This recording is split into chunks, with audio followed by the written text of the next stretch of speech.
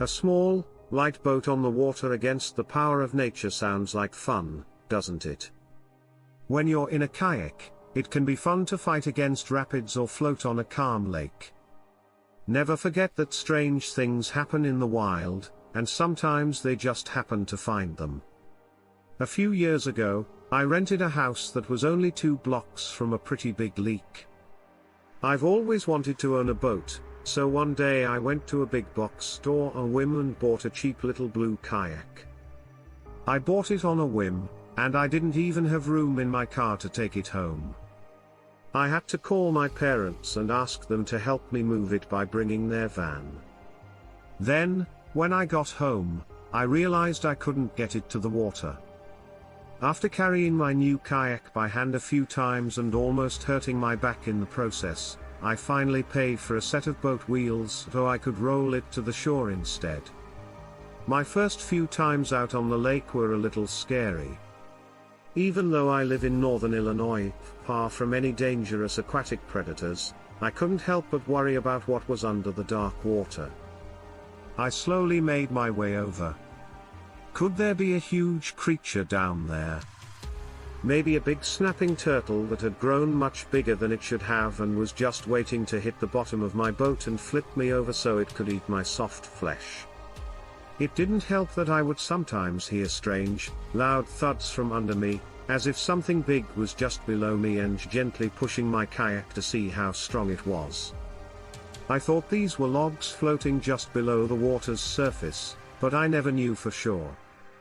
That didn't mean I didn't enjoy my time in the lake, even though I was always a little on edge. The water would sometimes get so clear that I could see the beautiful lake plants moving in the water and small fish darting and flashing away into the shadows. I finally worked up the courage to paddle around the whole lake, and it took me about an hour. This lake was in a suburban area, and most of its shore was made up of houses.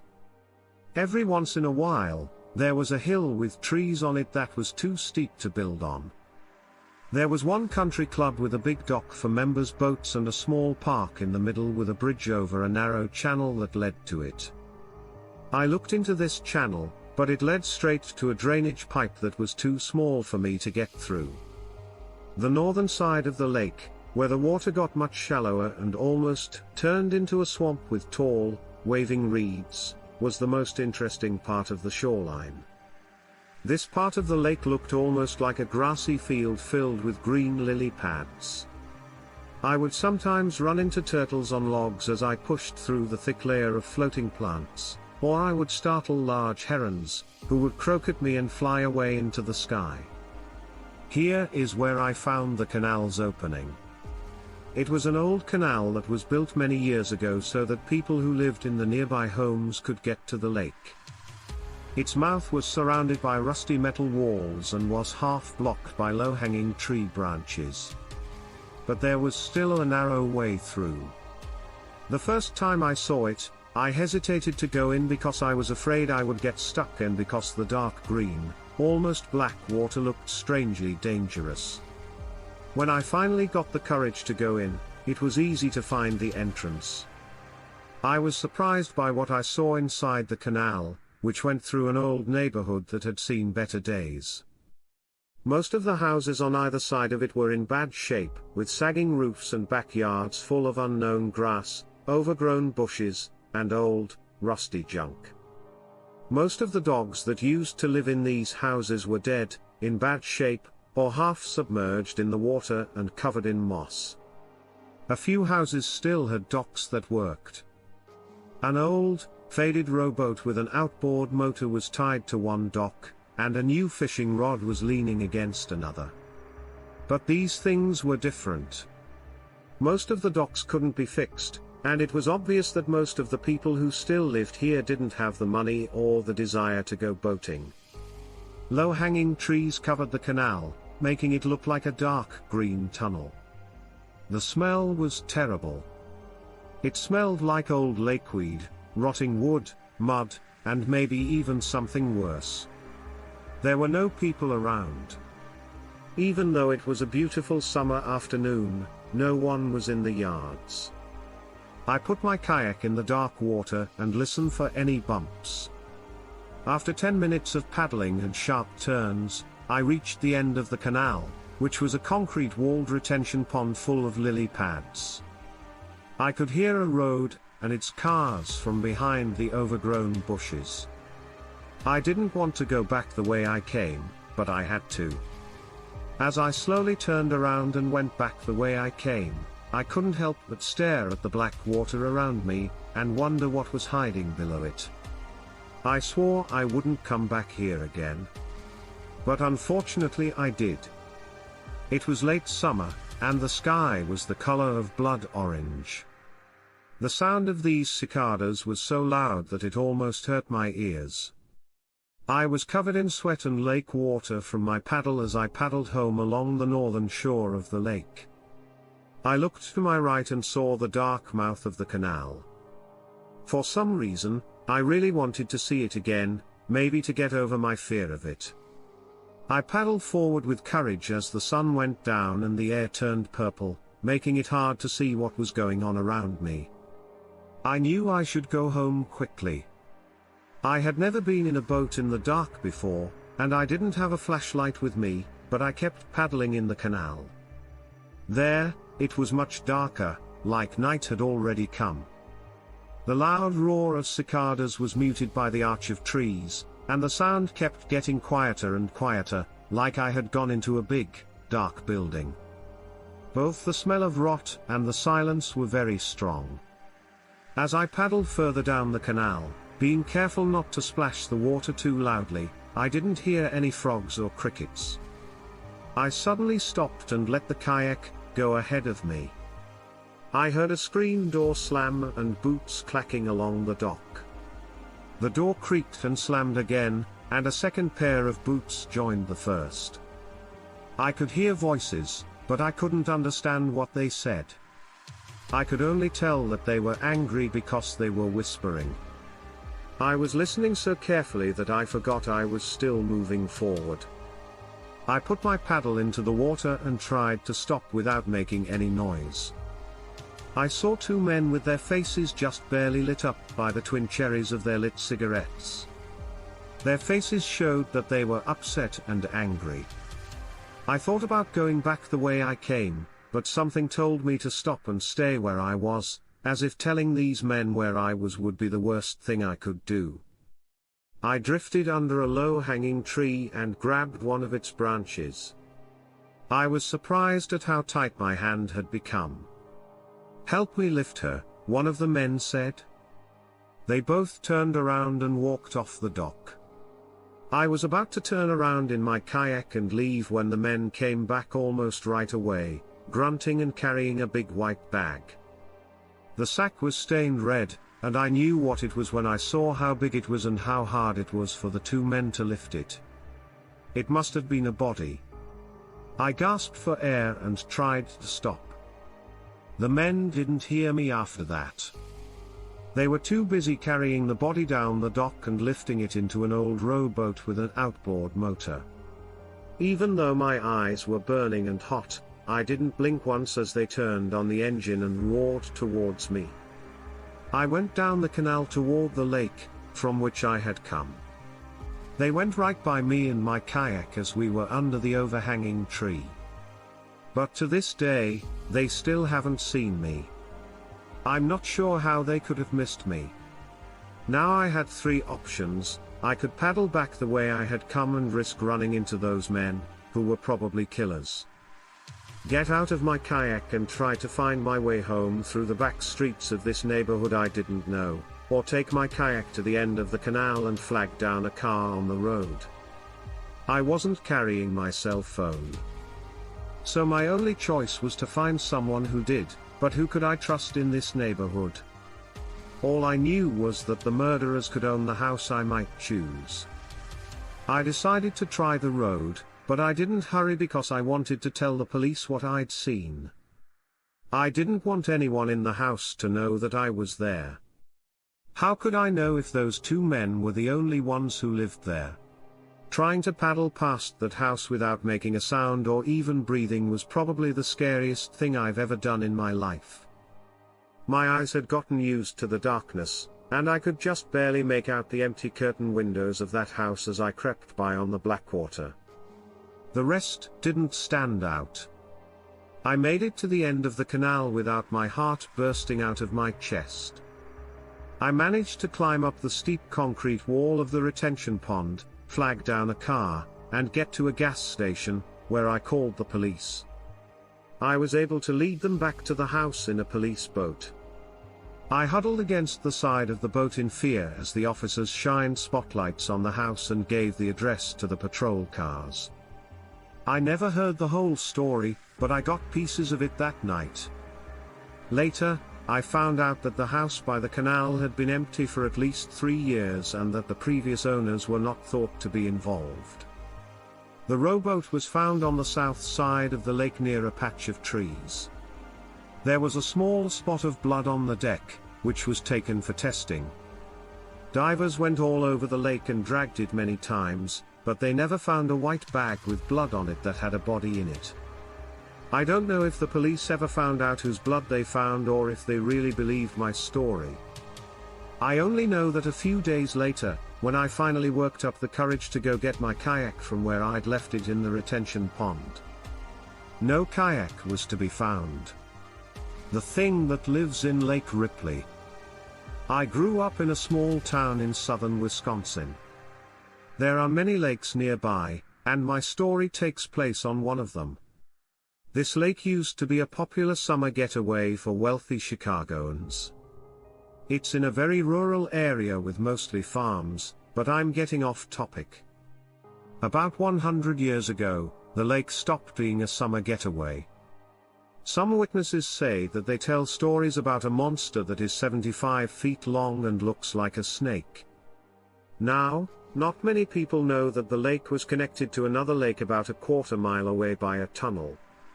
Still, only people who live there and are interested in such things know about it. People, including myself, heard that this creature had been caught eating sheep from nearby farms and leaving their mangled bodies on the shores of the smaller lake. The monster comes out at night. Some people say it killed a farm worker once, and all that was left of him was an arm that washed up on a beach. All of this happened 100 years ago. Since then, there have been a few things that have made me think that this thing might still be around. If I had to guess, I'd say it sleeps for long periods of time, then wakes up every so often to eat the many fish in the lakes. When I met him, it was early in the morning in the summer. My grandparents bought a house on the lake after the killings drove down the price. I was staying there with my siblings and our aunt and uncle, who owned the kayaks, who also owned the house. I had a lot of fun kayaking back then. I was kayaking alone that day. Probably not the best idea. I know, but it was such a pretty morning. I would leave around 5 a.m. At that time, it was still dark, and only the stars lit up the world. In hindsight, I paddled out slowly so I wouldn't disturb the absolute calm of the early morning water. This probably saved my life because the creature didn't hear my slow, quiet paddles going in and out of the water. After paddling about half a mile out into the water, I noticed something. The scenery was getting lighter. It had that weird grayness right before a great sunrise. Over the bow of my kayak, I saw a huge ship about 15 feet down. This part of the lake was about 50 feet deep, so I couldn't see the bottom. The creature looked like a fish, and its scales made it slightly brighter from the top, but it was still hard to see. If you've ever fished at night, you know what I'm talking about. But this thing was much, much bigger than even the biggest fish in that lake. I was shocked when I saw it. I had heard about this creature before, but now that I was looking at it, I didn't know what to think. I'd never seen anything that big before. I think it must have been even longer than what the story says. I guess that makes sense, since it's been 100 years since the first time it was seen. Then, while I was trying to decide what to do, it slowly swam by. Then I dropped my kayak paddle by accident.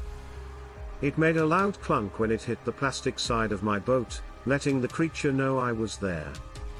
Its long, snake-like bodies came to the surface, and the best way I can describe it is that it looked like a fish from the deepest pit in hell. This was a terrible thing. It had big, pale green eyes like the eyes of a fish that eats other fish. Except for its teeth, it looked like a big bass. There were what looked like razor-sharp teeth around the whole mouth of the beast. It had slimy green scales that were each about the size of a large dinner plate. The creature looked most like a northern bass, a fish that this lake is known for. I saw the thing appear in front of me in a single split second. I remember it so well because I thought it was the last thing I was ever going to see. But that little head start was enough for me to beat it back to shore. Even though it was huge, it was also pretty slow. It didn't seem to need speed because it was the top predator in the water and used its size to show who was boss instead of speed. That doesn't mean it was slow or anything, but it made it hard for me to get to shore, but in the end, I was able to run faster than it. The water got too shallow for such a big creature to swim in, and it seemed to turn around when the water got too shallow to come to shore anymore. It might have grown too big to hunt on land like it used to. Like the sheep and farmhand I mentioned, the thing was gone when I got to the shore. I quickly pulled my kayak out of the water and put the paddle back in it, making sure it wouldn't drift away from where I left it. I don't know why I tried to make sure the kayak was safe instead of just getting the hell out of there, but when I was done with the kayak, I ran back to my grandparents' house.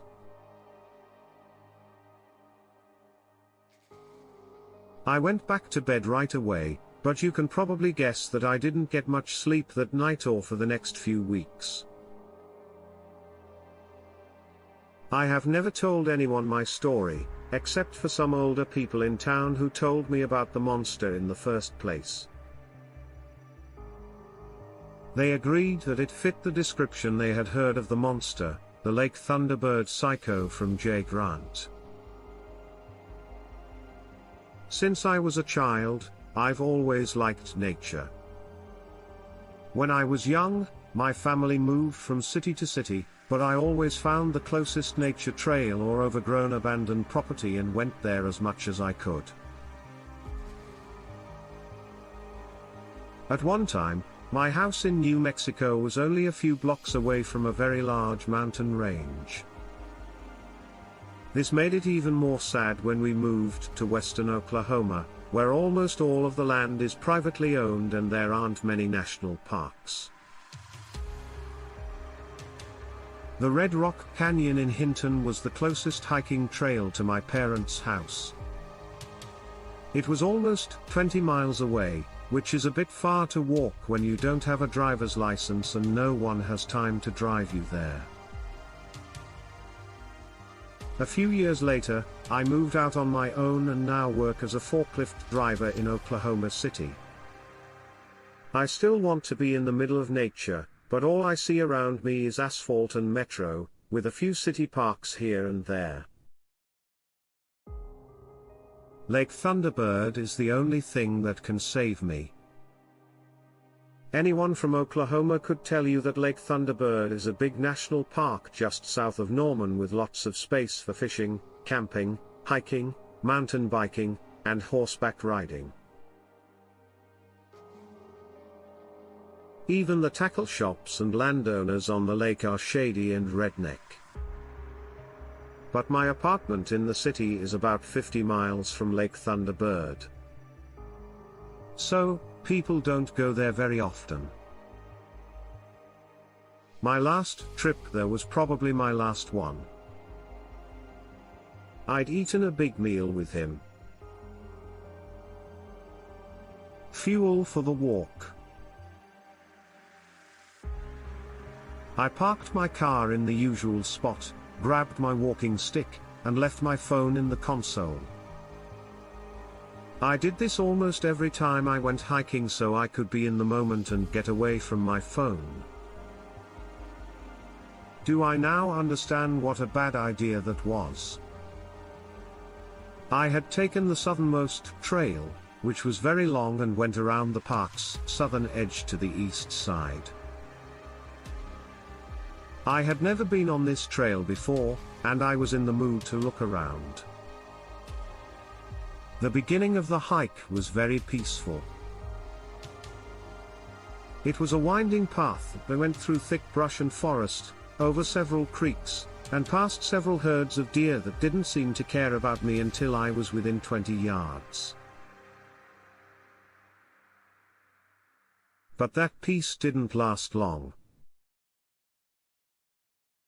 When I reached the top of a hill, I saw what most people would call a horrifying sight, a femur here, a rib there, and so on for a small part of the trail.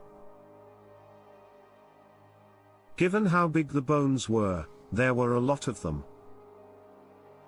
If I hadn't grown up in a family of hunters, some of the bones might have looked like those of a person to someone who hadn't hunted deer before. This sight didn't scare me so much as catch me by surprise. In fact, deer bones were one of our dog's favorite things to chew on. What scared me, though, was that the animal's spinal cord and jawbone were stuck in two trees that were next to each other on the trail. Something like this had happened to me before. In New Mexico, coyotes were becoming a bigger problem for people who owned cattle. So, hunters would hang the dead bodies of coyotes they killed on fence posts near cattle ranches. This was kind of a cruel way to keep pests away. But that reasoning didn't make sense. Here, I thought that some teens had probably found a long dead deer skeleton, and were trying to scare hikers. I kept walking, but I'd be lying if I said I wasn't scared for the next mile or so. The trail seemed to get worse and worse. Plants had grown over the path, and one bridge was in bad shape. I hadn't seen anyone else hiking or riding for a few hours. I found a fork in the road in the end. Even though the left trail wasn't kept up as well, it was much less wild. However, the thought of going to new places excited me and clouded my judgment. I turned right and very quickly came across a cut barbed wire fence. I didn't put two and two together at the time, but I had just left the park, and as soon as I did, the forest got 3 times as dense.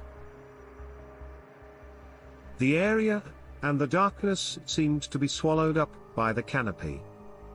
One thing I noticed was that there were a lot of bugs in the area. I was always hitting the flies that were buzzing around me. After walking for what must have been 30 to 40 minutes, I heard a rhythmic sound in the distance. It was the sound of metal grinding on dirt and rock, followed by the sound of dirt falling on dirt. No mistaking it. Someone nearby was digging. I don't know if I finally realized how strange the situation was or if I just didn't want to wake up whoever was digging, but I decided to go in the opposite direction of the sound and follow the trail from the side.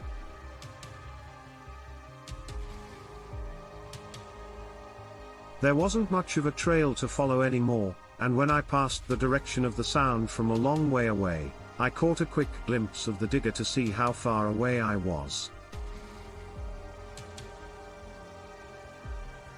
I couldn't see much, but I could tell they were wearing an old, torn coat and a black flop hat, and that their long, curly black hair was falling out from under the hat. I remember thinking how scary the scene was, but then I told myself that he was probably just a camper putting out a fire, so I moved on. Not. But about 2 or 3 minutes after I passed, the sound of digging stopped, which made me feel even more uneasy. Even though I tried to stay calm. I was already getting scared, and just as I was about to go back the way I came, I saw a large campsite that gave me the creeps. Around the camp, there was one tent that was big enough to be a small house. In the center, there were several axes, hammers, knives, and even a few guns. There were also many sealed crates and barrels. Often, there were 3 pickups near the trees that had a thick layer of dead leaves on them, which meant they had been there since at least last fall, 6 months ago. During that time, on the left side of the tent were 4 deer bodies that had already been skinned, bled, and dehorned. Their antlers were piled up on the side. If I had more time to look, I'm sure I would have found something worse, but as soon as I stopped to look around, I heard leaves crunching and branches snapping to my left. As I turned around in shock, I saw the same figure as before, but it was much closer and moving quickly towards me. Now I could see that he was a huge, clean-shaven man with a shovel in one hand and what looked like a bloody axe in the other. The way he walked as he crushed bushes and small trees on his way to me reminded me of Jason Voorhees. My face went pale, my stomach dropped to the floor, and my legs seemed to start running on their own. I slipped and fell in a small mud puddle, but I got up quickly and ran back the way I came. But I had only been running for about 6 seconds when I heard a gunshot and a bullet flew by my head. It blew out my left eardrum and broke a nearby tree into pieces. I instinctively grabbed my ear because it hurt and ducked down to try to hide while running. The branches just above me were hit by another shot. As I tried to get as far away from him as I could, I heard 3 more shots. Each shot hit further away, as if he was hoping a stray bullet would hit me. When I got to the barbed wire fence, I turned around to see if he was still behind me. There was no sound or movement, but I didn't want to take a chance. I ran to the ranger station, and by the time I got there, I was drenched in sweat and struggling to breathe. I told the rangers who were working what had happened. They gave me some water, told me to rest, and called a nurse to check on my ear while they called the police. After a long time of answering questions and waiting for results, the police came back and said that the camp had been torn down and left with only tent stakes, rifle shells, animal parts, and 2 of the 3 pickup trucks left behind. Later, the detective told me that those trucks belonged to 2 local people who had been missing for a long time. Since then, it's been 3 years, and I no longer have nightmares about the man, but the sound of a shovel still gives me chills. I have some ideas about what he was digging or burying, and I can't help but wonder if I could have stopped something bad from happening that day. On the other hand, maybe I should just be happy to be alive. Aquatic Fanatics set us up on our first real date. This happened to me and my now wife when we were on our first date. It happened at my parents' house, which is near a beach and has a stream that flows into a lake next to it. Sharks can be found in the stream, but never in the lake. On this night in particular, I found out that my dad was right and that there were no sharks in that lake. On a warm fall day, we all heard the door of a car slam shut. I looked through the blinds and saw that our new neighbors had arrived. When I was 14, I ran downstairs to check out the new neighbors through the front door window. I first saw a big, muscled man, then a woman who looked about the same age as the man. But then a beautiful blonde girl my age got out of the car. I couldn't stop looking at her until someone yelled, which startled me and almost made my heart jump out of my chest. "I'm glad you finally heard me." I heard what she said. She then looked out the window and said, "I see that she's very pretty, isn't she?" I got a red face and couldn't say anything. "I'm going to clean the boat at the bathhouse." So I walked over to where my dad's big boat was parked at the boathouse. I had a small boat with a motor there, but I used the oars most of the time. Both of them were hung in the dry docks. I began cleaning my boat. I had already done a lot of the work when I heard a soft, sweet, female voice say hello. When I looked up, that beautiful girl was standing in the doorway. Just seeing her made my heart race. I accidentally dropped the scrub I was using. She talked softly about herself. "I'm your new neighbor, Sarah." I tried to say something, but all that came out was, "Well, Jack, I'm Jack." Sarah walked down the stairs to the docks floor and then asked, "Is that your boat?" Which I answered right away. "It's my own little boat, sure. But sometimes, when no one else is around, my dad lets me drive his boat." She looked at me and smiled, which made me feel self-conscious. Then, both Sarah and I heard a woman shout, "Sarah, where are you? Come on, sweetie. Start putting things away now." Sarah looked me right in the eyes and bit her lip, which turned into a beautiful smile.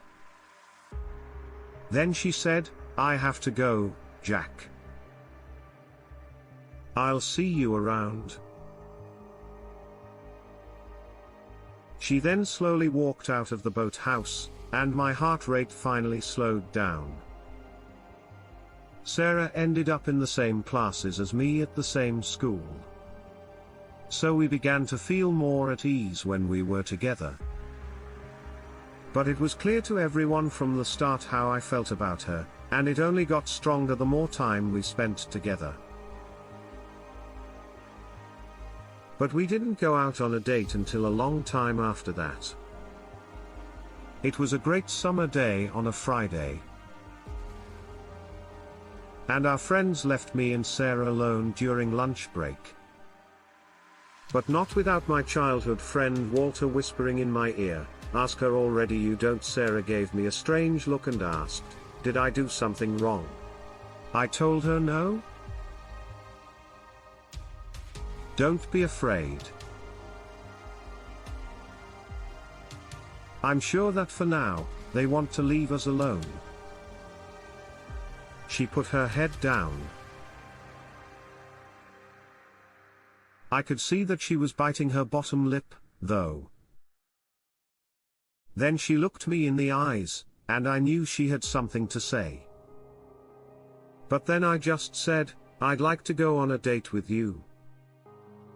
Sarah looked a little shocked at first, but then quickly turned red.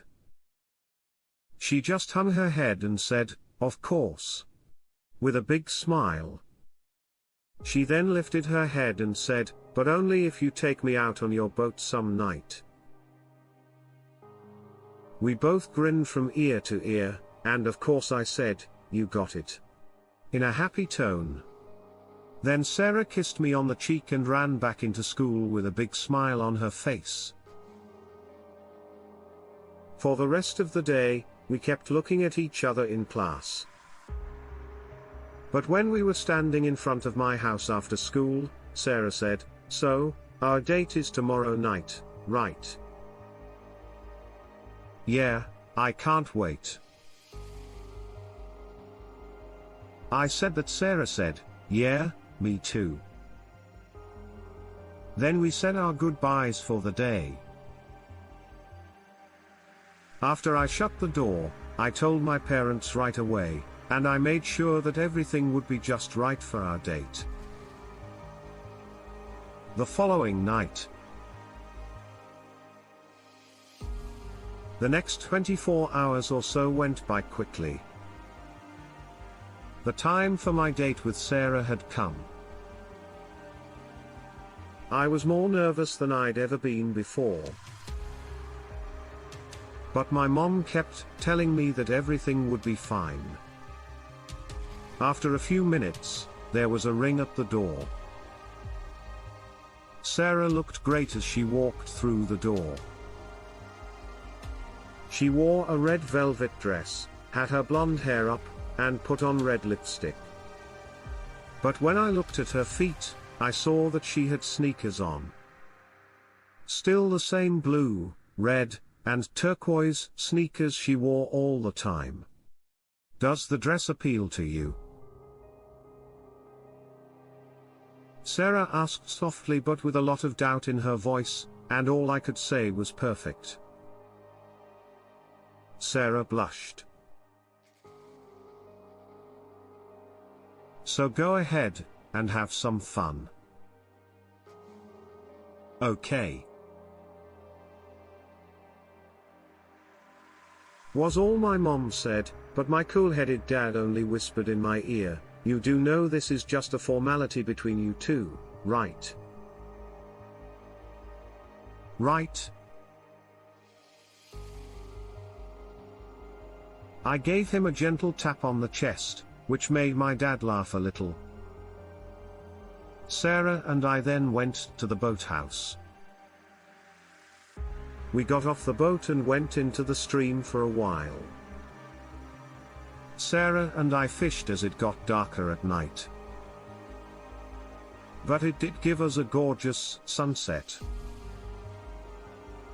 During it, Sarah and I gave each other hugs. But we knew that our parents were watching us. We talked until the lights went out in our parents' rooms. We went into the lake after I put the engine in the water. When we got to the lake and I dropped the anchor, Sarah got up and told me to close my eyes. I looked at her in a strange way, which she noticed. Then she said, "Hey, just do it, okay?" Sarah said, "Okay, now don't open your eyes until I tell you it's okay." After a while, I heard a splash followed by Sarah's voice. "You can open your eyes." When I did, I could no longer see her in the boat, but I could see her dress on the floor. After a few seconds of looking, I saw her head rise out of the water. Sarah was asked, "What are you doing? You don't know what animals are down there." She laughed and said, "I'm the best swimmer on the team." Remember when I stood up and Sarah asked, "Are you also coming in?" I quickly looked around, and in the distance I thought I saw someone's head just poking out of the water, so I told her that it looks like we're not the only ones out here. Sarah smiled and said, "I'm sure they don't care that we're on a date here." I walked to the edge of my boat, leaned over, and kissed Sarah for the first time. After the kiss, we looked into each other's eyes, but before we could say anything else, something pulled Sarah under the water. She grabbed the edge of the boat and asked what it was a second later. Before I could say anything, she was pulled under again, but this time for a few seconds longer. I tried to grab her hand, but I couldn't find it under the water. Then Sarah suddenly got out of the water and stood right in front of me. She was trying so hard to get her breath back. I grabbed her hands right away, and I could see how scared she was as she begged me to pull her in. But before she could get her waist out of the water, she was violently pulled back down, and I could hear her scream in pain until her head went back under. But this time I desperately held on to her. But no matter how hard I tried to pull her back up, I couldn't get her head out of the water. I started looking around like crazy for the other person I thought I had seen earlier, but I couldn't find them anywhere. Then, in my left hand, I felt something very painful. I let go of Sarah's hand because it felt right. Before I knew what I was doing, I started frantically putting my hands back in the water, hoping to feel Sarah's hand and pull her to safety. But then Sarah got out of the water again, and before she could catch her breath, I swear I saw a hand go over her head and pull her under. Once more, I was lucky to be able to grab Sarah's hand. I promised myself that I wouldn't let go of her this time.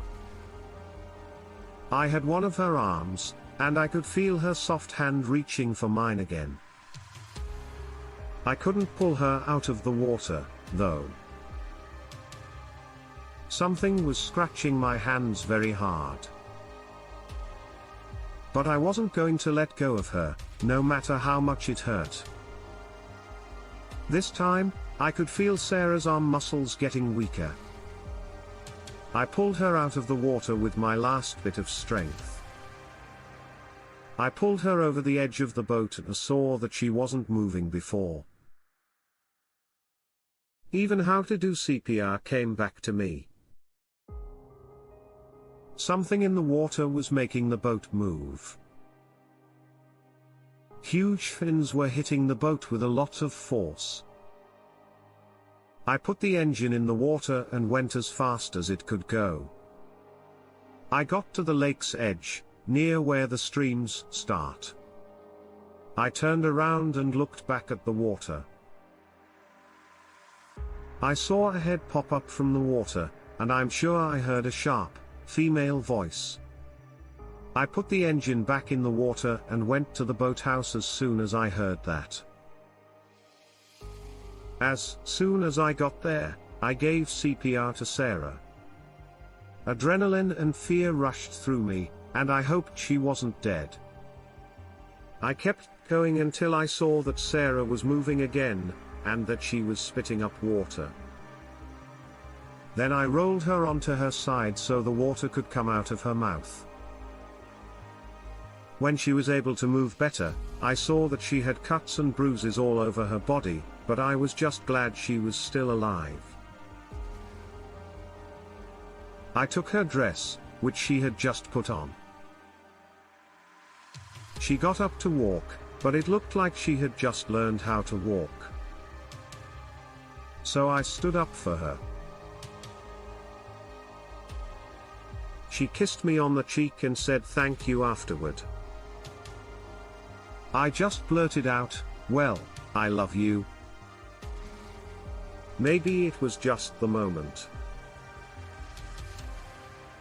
So, when I opened the door to the house, she told me that no matter what, she was going to spend the night with me.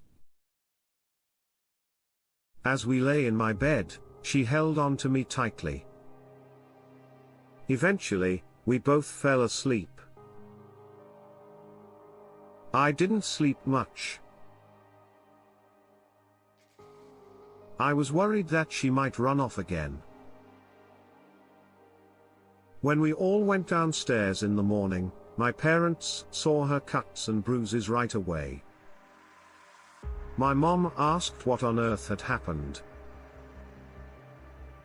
Sarah and I looked at each other, and then Sarah said, "Just a rough night."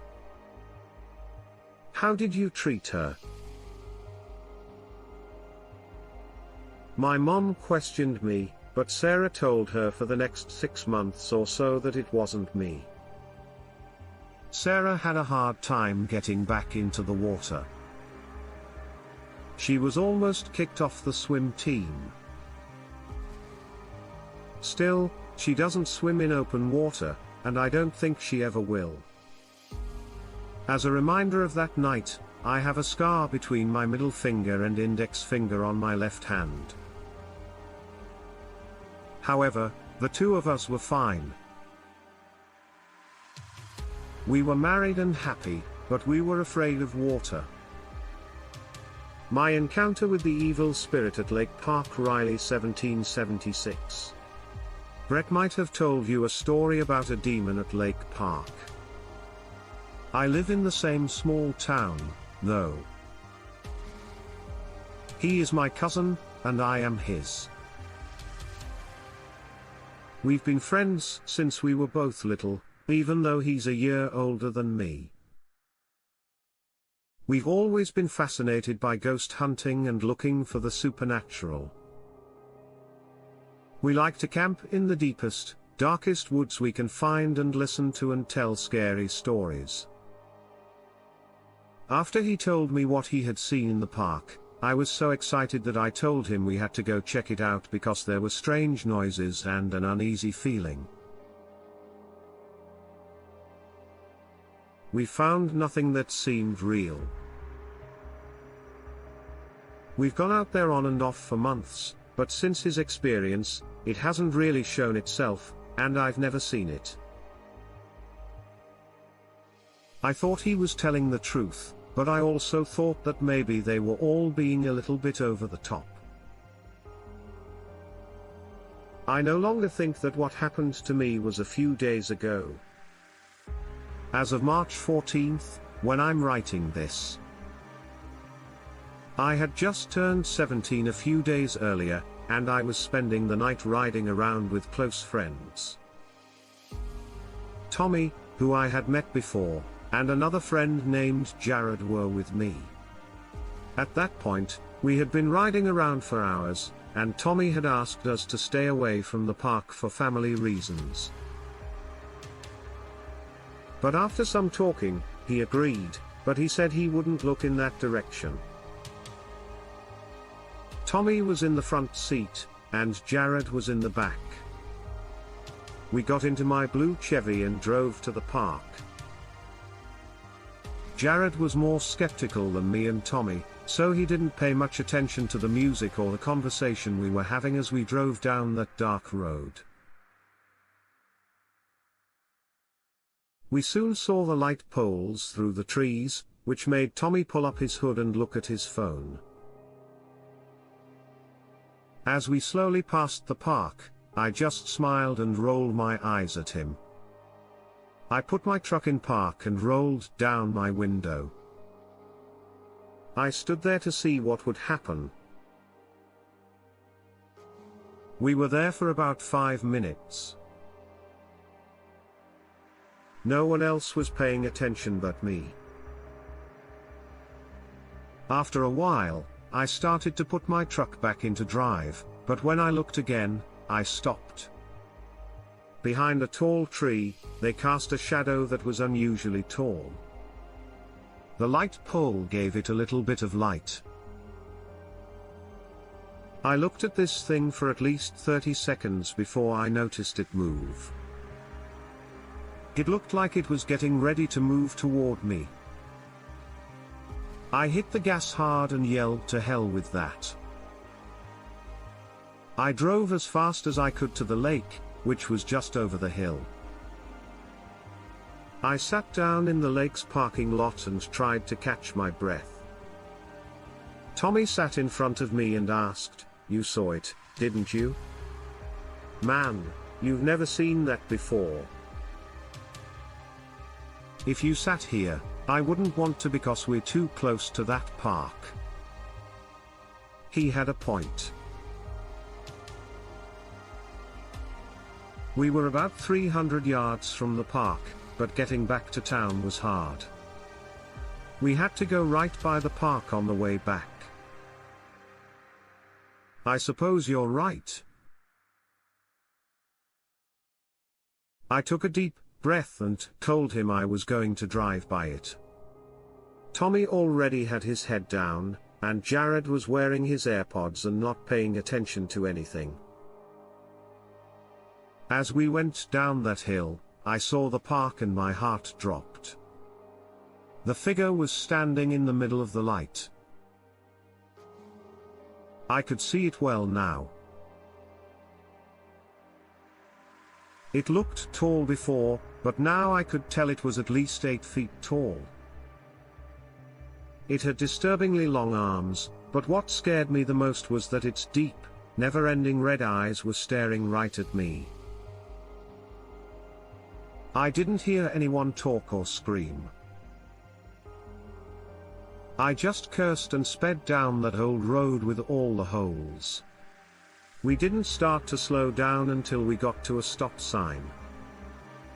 I stood still and tried to get my breath back. Tommy and Jared both knew that I was ready to go home. They agreed, and they told me to let them know if I needed them. It didn't take long to get to everyone's homes, and then I went home. After that, it was around 11:30 when I got home. No one was awake. So I just went to my room on foot. I quickly said a prayer and then tried to go to sleep. I finally fell asleep after a few hours of jumping at every little sound and tossing and turning all night. When I woke up the next morning, my left thigh felt like it was on fire. I ran quickly to the bathroom to see what was wrong. On my thigh, I almost threw up. There were 3 tiny scratches on the surface. Even though it might have just been scratches, it felt like someone had cut my leg with a knife. I didn't know how else to say it, but I was scared and kept wondering if that thing had followed me home. Since then, nothing has changed. Only once have I driven by that park. I want to go back and see if I can find any hard evidence, but it's going to take me a while to get the courage to do that. I'll keep you posted.